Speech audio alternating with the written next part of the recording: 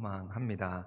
그러면서 오늘은 사자의 심장을 가져라는 제목으로 오늘 첫 시간 여호수아의 말씀으로 은혜를 나누고자 합니다.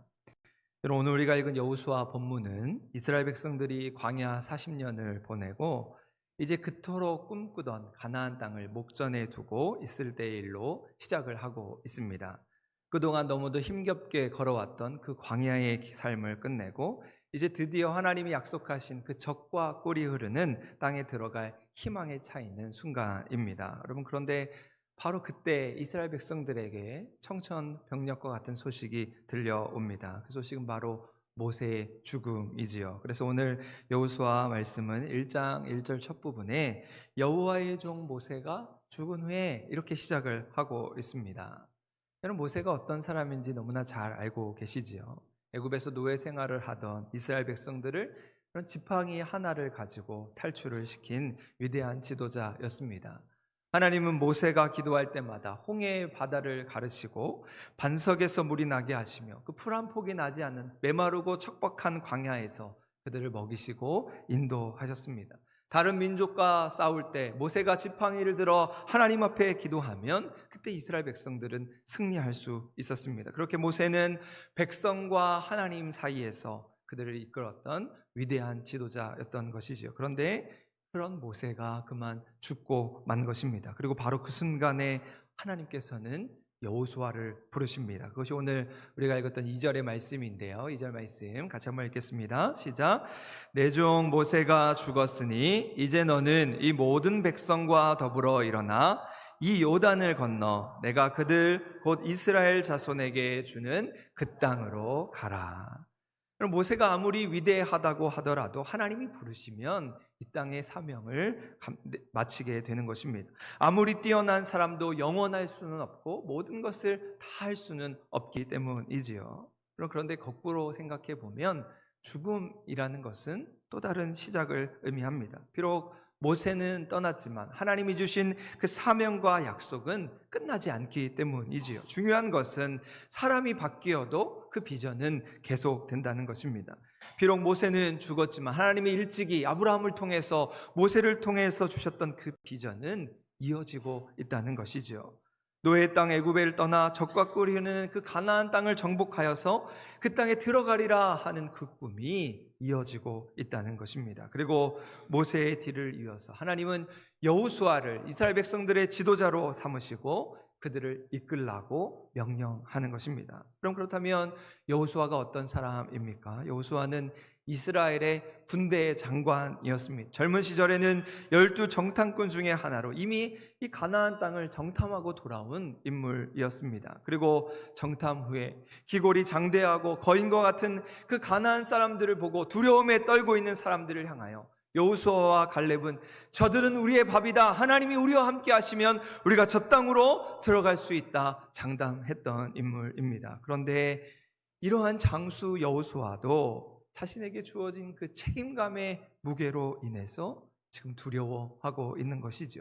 위대한 모세의 뒤를 이어서 내가 이 백성을 잘 이끌 수 있을까? 저 가나안 땅에 과연 들어갈 수 있을까? 두려워하고 있는 것입니다. 그래서 오늘 1장 말씀에 보면 계속해서 반복되는 말씀이 있습니다. 그것은 강하고 담대하라. 두려워하지 말라는 말씀이죠. 6절 말씀에 보면 강하고 담대하라 말씀합니다. 또 7절에서는 오직 강하고 극히 담대하라 말씀하고 있습니다. 또 9절에서는 강하고 담대하라 두려워하지 말며 놀라지 말라 계속해서 반복하며 하나님은 여호수아를 응원하는 것이지요. 그것은 아마도 여호수아 자신도 모르게 두려움에 빠졌기 때문일 것입니다.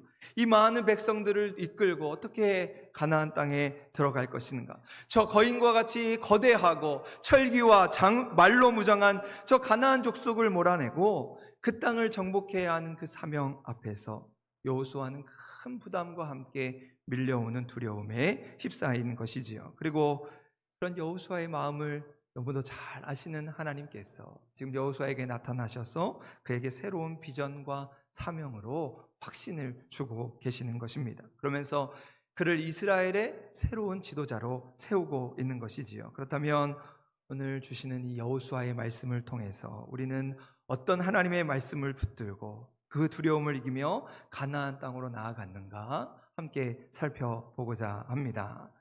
여러분, 먼저 여호수아는 하나님이 주시는 약속과 비전을 바라보았습니다. 그것이 오늘 우리가 읽었던 5절 말씀인데요. 우리 5절 말씀 화면을 보시고 한 번 더 같이 한번 읽겠습니다. 시작. 내 평생에 너를 능히 대적할 자가 없으리니 내가 모세와 함께 있었던 것 같이 너와 함께 있을 것임이니라. 내가 너를 떠나지 아니하며 버리지 아니하리니. 아멘. 여러분, 하나님은 내가 너와 함께 하겠다는 약속과 비전을 통해서 여호수아에게 용기를 주고 있는 것이죠. 여러분, 두려움을 이길 수 있는 가장 중요한 방법은 하나님이 우리와 함께 하심을 확신하는 것입니다. 여러분, 두려움은 내 삶의 문제가 나보다 크다고 생각할 때 찾아오는 것이죠. 그렇기 때문에 중요한 것은 나 한 사람 개인의 능력이 아니라 과연 하나님이 함께 하시느냐에 달려 있는 것입니다. 때로 사람들이 두려움에 빠지는 이유는 내 힘만으로 문제를 해결하려고 하기 때문이지요. 그러나 눈을 들어 하나님을 바라보면 상황이 달라지는 것입니다. 문제보다 크신 그 하나님께서 내 편에 서셔서 우리를 대신하여 싸우시는 그 놀라운 사실을 깨달을 때 우리는 그 두려움을 이겨낼 수 있는 것입니다. 여러분, 사실상 여호수아와 이스라엘 백성들이 이 앞에 두고 있는 가나안 정복, 이 가나안 전쟁은 어찌 보면 승리가 불가능한 전쟁이었습니다. 그러면 이미 이 가나안의 7 족속은 그 땅에 뿌리를 내리고 서로 연합하여서 아주 똘똘 뭉쳐진 족속이었습니다. 겉으로 볼 때 그들은 너무나도 강해 보이는 것이죠. 하지만 하나님이 주신 약속과 비전을 확신하면서 그들의 발걸음을 한 걸음 한 걸음 내디딜 때 이스라엘은 그 땅에서 승리할 수 있었습니다. 마시멜로 이야기라고 하는 책에 보면 이런 이야기를 소개합니다. 어느 햇살이 뜨거운 여름날에 개구리 3마리가 나뭇잎을 올라타고 유유히 그 강물을 떠내려 가고 있었습니다. 그런데 이 나뭇잎이 한 중간쯤 이르렀을 때 개구리 1마리가 갑자기 일어서더니 난 날씨가 너무 더워서 저 강물에 뛰어들어야겠다, 그렇게 이야기를 했습니다. 그러니까 다른 2마리 개구리는 그래, 너는 그래라 하면서 그냥 2마리는 나뭇잎에 그대로 있었습니다. 그러면서 작가는 독자들에게 질문을 합니다. 그렇다면 이제 나뭇잎에 남은 개구리는 몇 마리일까요? 라고 질문을 합니다. 그러면 여러분 어떻게 대답하시겠습니까? 아마 대부분의 사람들이 2마리입니다 라고 대답을 할 것입니다. 그런데 작가가 이야기하는 정답은 여전히 3마리가 남아 있다는 것입니다.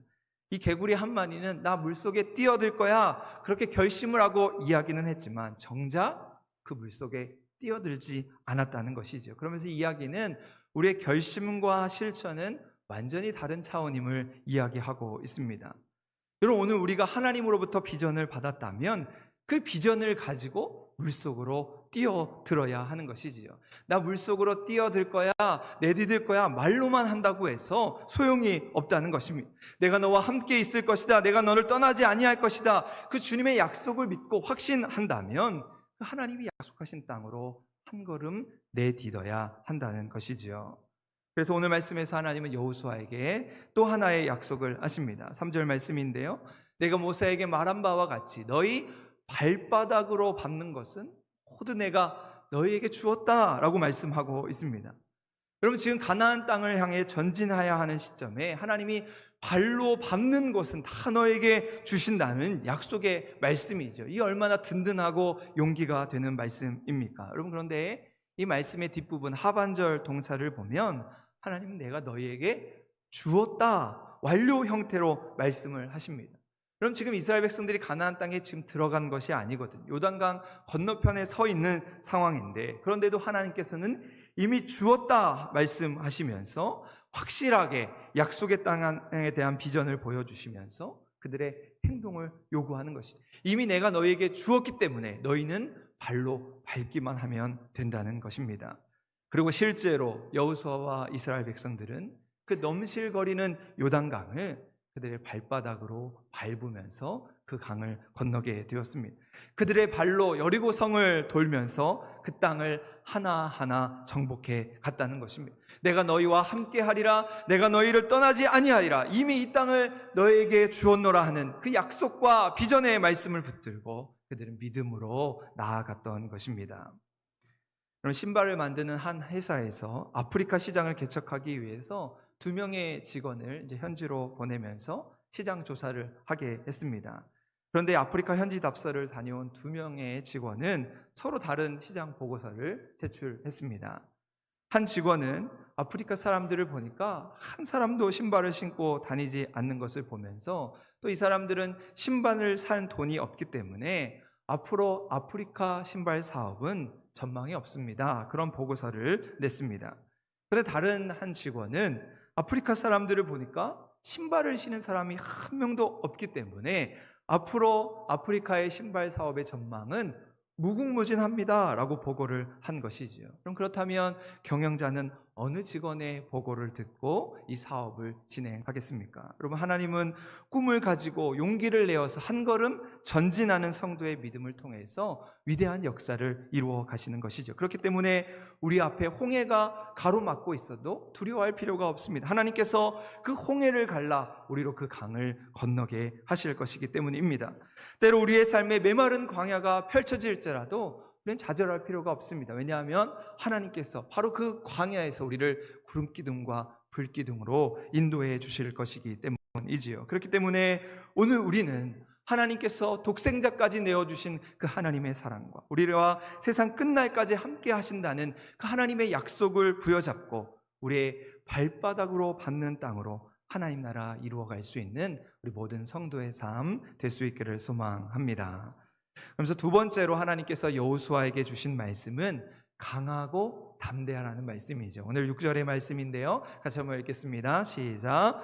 강하고 담대하라. 너는 내가 그들의 조상에게 맹세하여 그들에게 주리라 한 땅을 이 백성에게 차지하게 하리라. 아멘.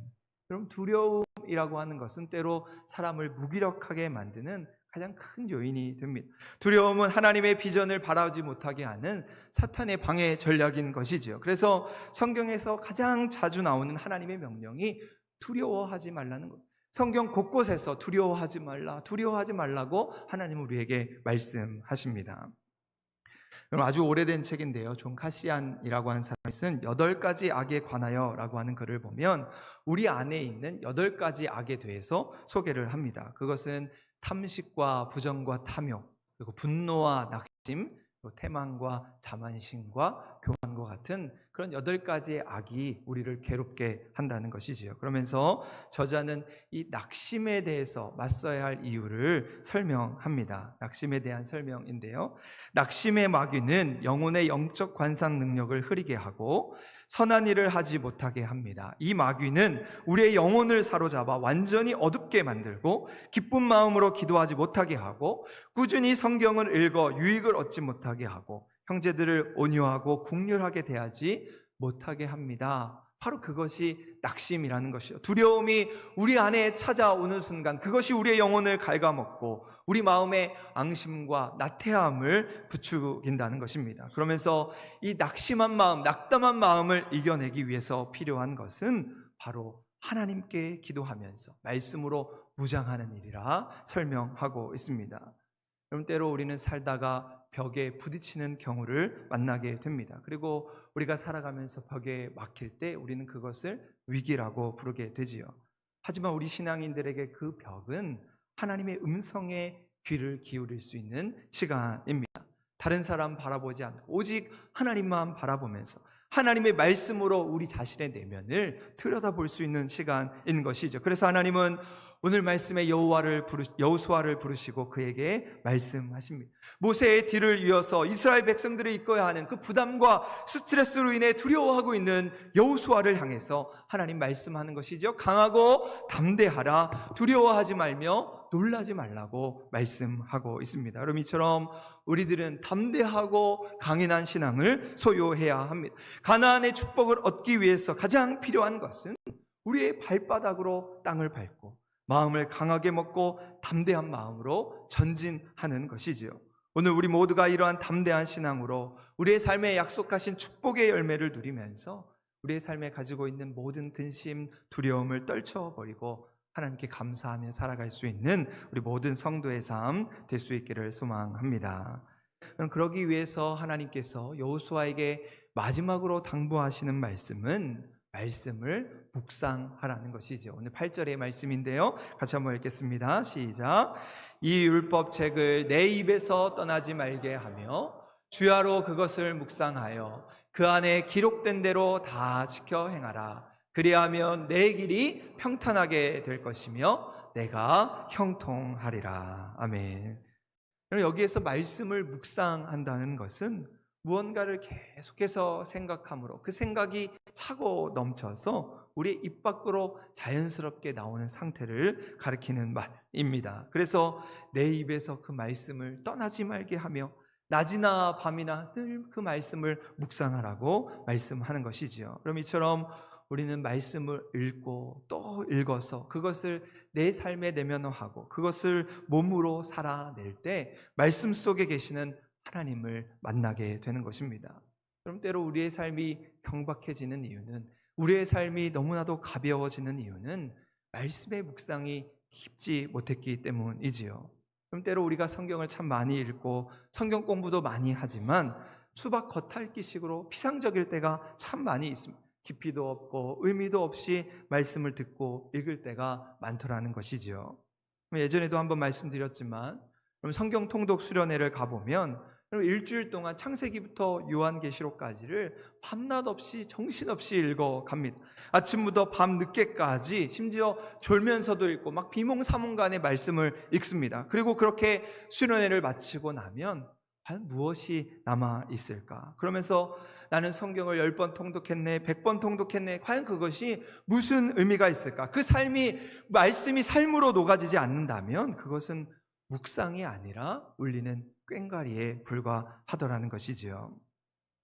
그럼 제가 이번 주 중에 강력교회 집회가 있어서 말씀을 전하기 위해서 다녀왔습니다. 그러면서 이제 우리 이웃교회 강력교회 목사님과 차를 마시면서 이야기하는 중에 이제 그 교회에서 진행하고 있는 하부루타에 관한 이야기를 듣게 되었습니다. 어느 날 목사님이 목회를 하시던 중에 이 교회 학교 아이들을 보니까 이 아이들이 예배 시간에 전혀 설교를 듣지 않더라는 것이지요. 그리고 5년이 지나고 10년이 지나고 보니까 그 아이들이 다 교회를 떠나는 것을 보게 되었습니다. 중직자의 자녀들이 교회에 나오지 않고 신앙을 버리고 하나님을 떠나는 것을 보며 목사님이 너무 가슴이 아팠다는 것이죠. 그러면서 목사님 생각하시기를, 우리가 속고 있었구나. 그저 강단에서 말씀을 전하기만 하면 저 아이들이 말씀을 들을 것이라고 속고 있었구나. 저 아이들이 귀를 막고 관심을 닫은 채 그저 교회에 왔다 갔다만 하다가 신앙을 버리고 말았구나 하는 생각이 들었다는 것이죠. 말씀이 뿌리 내리지 못하니까 신앙의 깊이가 사라지고 너무도 쉽게 하나님을 떠나는 자녀들의 모습을 보았다는 것입니다. 그래서 그때부터 교회 교육에 중점을 두고 하부루타 교육을 실시하셨다고 합니다. 여러분 잘 아시는 대로 하부루타는 유대인의 교육 방법입니다. 사진을 준비했는데요. 실제적으로는 두세 사람이 짝을 지어서 질문하고 답하고 질문하고 답하면서 토론하는 하나의 학습 방법입니다. 여러분, 그런데 유대인들은 가정에서 하나님의 말씀을 가지고 이 하부루타 교육을 실시한 것이죠. 이 율법 책이 우리의 입에서 떠나지 않도록 하기 위해서 부모가 자녀에게 질문하고 자녀는 부모에게 질문하고 서로 그 말씀을 가지고 주고받으면서 대화하고 소통한 것입니다. 그리고 그 말씀이 자녀들의 삶을 붙들 수 있도록 삶의 방향을 이끌어주며 삶의 지혜를 주는 영적인 무기가 된 것이지요. 그래서 유대인들이 세계 경제를 주름잡으며 뛰어난 민족으로 쓰임받을 수 있었던 것은 바로 이 말씀을 묵상하는 교육에서 시작되었다는 것입니다. 작년부터 뉴스와 인터넷에서 많은 사람들에게 관심을 끄는 뉴스 중에 하나가 아마 인공지능에 관한 뉴스가 아닐까 생각합니다. 그 중에서 여러분 챗 GPT라고 하는 대화형 인공지능 서비스가 많은 사람들에게 관심을 받고 있습니다. 아마 여러분도 인터넷상에서 한 번쯤은 들어보셨을 만한 프로그램인데요. 이 프로그램은 인터넷상에 떠도는 모든 정보를 다 끌어 모아서 이제 인공지능 스스로 자기가 학습을 해서 우리가 어떤 원하는 질문을 던지면 거기에 대한 답을 제공해주는 서비스입니다. 그래서 우리의 삶에 실제적으로 많은 부분에 변화를 주고 많은 분야에서 이것에 관심을 가지고 연구를 하고 있습니다. 예를 들어서 내가 원하는 주제의 그림을 이렇게 주면서 그 그림을 좀 그려줘 라고 이야기하면 이 인공지능 서비스가 내가 원하는 그림을 그려주는 것이죠. 여러분, 실제로 저희 교단 목사님 중에 한 분이 이 분야에 아주 특출난 분이 계신데, 그분이 어느 날 챗 GPT를 이렇게 연구하면서 만약 예수님과 제자들이 오늘날 놀이동산에서 만난다면 어떨까? 그림을 그려줘 했더니 이런 그림을 그려줬다는 것입니다. 예수님과 제자들이 바이킹도 타고 범벅카도 타고 그다음에 해전 그네도 타는 이런 그림을 그려줬다는 것이지요. 여러분, 그러면서 목사님이 말씀 공부를 하다가 말씀이 또 너무 잘 안 외워지니까 이 인공지능에게 그럼 이 말씀으로 노래 하나 만들어줘 라고 그렇게 했더니 인공지능이 말씀으로 스스로 노래를 지어서 불러줬다는 것입니다. 저도 들어봤더니 막 랩으로 막 노래를 하는데 얼마나 기가 막히게 하는지 모릅니다. 여러분, 이것이 얼마나 놀라운 일입니까? 단지 이런 일뿐만 아니라 지금 너무나 다양한 분야에서 이런 놀라운 변화들이 일어나고 있습니다. 그런데 부작용도 발생하고 있죠. 어느 대학원생이 1년이 좋게 넘어서 걸려야 할 석사학위 논문을 이 챗 GPT 프로그램에다 논문을 하나 써줘 했더니 일주일 만에 논문을 써서 그 논문이 통과가 됐다는 것입니다. 그러면서 과연 우리가 어디까지 인공지능을 허용할 것인가 논란이 되고 있습니다. 그러면서 한때 우리 목사님들 사이에서도 이로 인한 큰 이슈가 있었습니다. 만약에 이 챗 GPT에게 성경 본문을 주고 주제를 던진 다음에 설교 좀 한 편 써줘. 그러면 다 써줄 것 아니냐? 그럼 목사가 뭐가 필요하겠느냐? 야, 이제 큰일이다. 그런 이야기들이었습니다. 그래서 저는 이제 무료 버전을 쓰고 있지만 그래서 한번 시험을 한번 해보았습니다. 시편 23편 1절부터 본문을 주면서 설교 한 편 써줘 라고 그렇게 제가 채팅에 입력을 했더니 인공지능이 막 쭉쭉쭉 설교를 써 내려갑니다. 사랑하는 성도 여러분, 이렇게 시작을 하면서 마치 목사가 하는 설교처럼 설교문을 작성해 줬습니다. 그런데 제가 그 내용을 자세히 읽어보니까 그냥 여기저기에서 그냥 짜집기한 내용처럼 감동이 없는 그런 내용들 뿐이었습니다. 근데 여러분, 실제로 얼마 전에 독일의 한 교회에서 이 인공지능 아바타가 실제로 사람 모양을 한 사람이 화면에 나타나서 300명 이상의 성도들에게 설교를 하게 해서 아주 큰 그런 이슈를 끌은 적이 있습니다. 그러면 이렇게 사진에서 보시면 아바타가 친애하는 친구 여러분, 올해 개신교 대회에서 최초의 인공지능으로서 여러분에게 설교를 하게 되어서 영광입니다. 이렇게 말문을 열면서 대략 한 40분가량의 설교를 진행했습니다.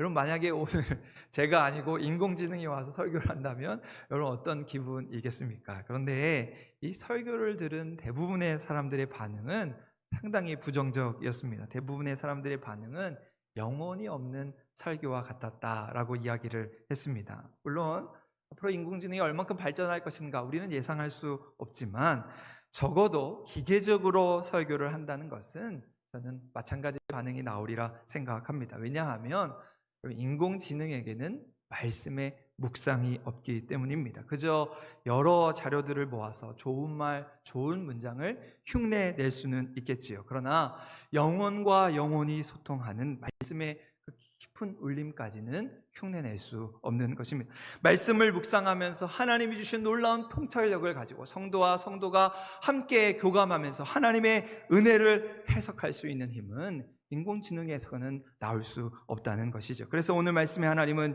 여호수아에게 내가 내게 명한 율법을 다 지켜 행하고 우로나 좌로나 치우치지 말라고 말씀하고 있습니다. 그럼 이 말씀의 뜻은 말씀을 묵상한다는 것이 그저 글자로 성경을 읽거나 머리로만 성경을 이해하거나 그저 좋은 말로 좋은 문장으로 외치는 것이 아님을 말씀하고 있습니다.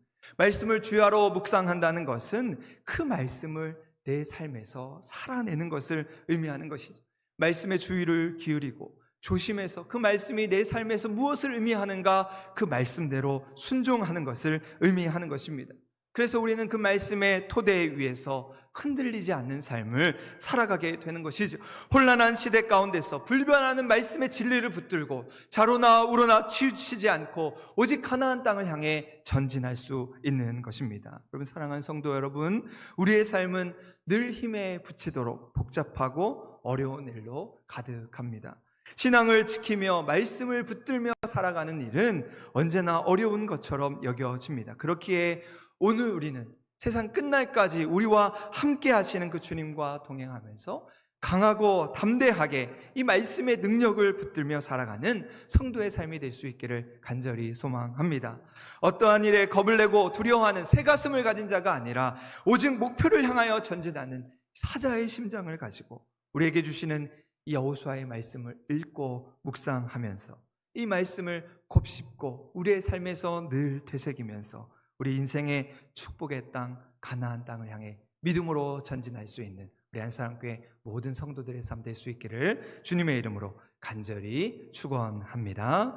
아멘.